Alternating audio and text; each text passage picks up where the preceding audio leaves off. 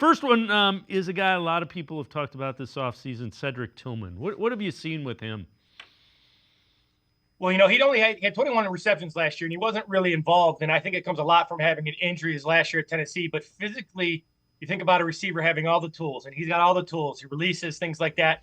And what he does really, really well is here, this doesn't get his foot in, but this kind of tells you what I think he can do, right? He can be a red zone guy. Then I was really impressed with his movement skills. Here he just runs a quick hitch, little pro turn, did a great job. And then just kind of watching him physically, right? So when you see him physically, you're up, you're 5 feet from him. He's such a big kid, and I think right here is what he can do. He can go up and he can get the ball in the red zone. So, no, I don't think he needs to be a starter. No, I don't think he needs to be a star. But what he's done, he's had a great offseason.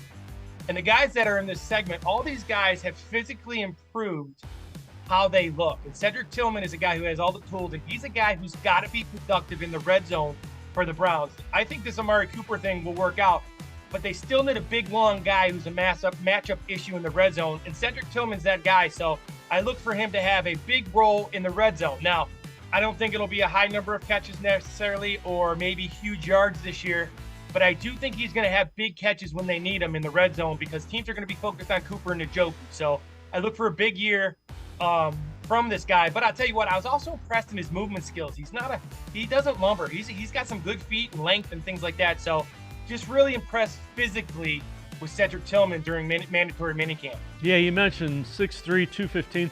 Tell you what, the thing that impressed me about him a season ago was his blocking. And I think that plays into some of the things that you're talking about in the red zone.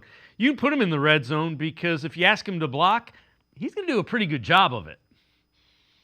Well, yeah, and obviously with Dickerson coming in, Dickerson has that McVay background, right? So what's going to happen is you're going to see a lot of window dressing. I just talked earlier today about the Browns' offense is not going to be a ton different after the snap, but there will be a ton of difference before the snap with movement and things like that. So down in the red zone, you're going to see those receivers be condensed and be either run routes or block on the edge. They're pin and pull counters.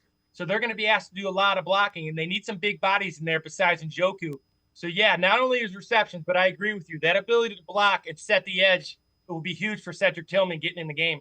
Yeah, as you mentioned that, you mentioned Sean McVay, and I'm not saying he's going to mimic this guy other than his blocking. Cooper Kupp's a guy that gets overlooked. He blocks really well for a wide receiver, and I think Cedric Tillman could carve out a kind of niche getting on the field because of that. They're not going to know if it's a run or a pass because he can play both. You know what I mean? It disguises. There's no tell with Cedric Tillman on the field.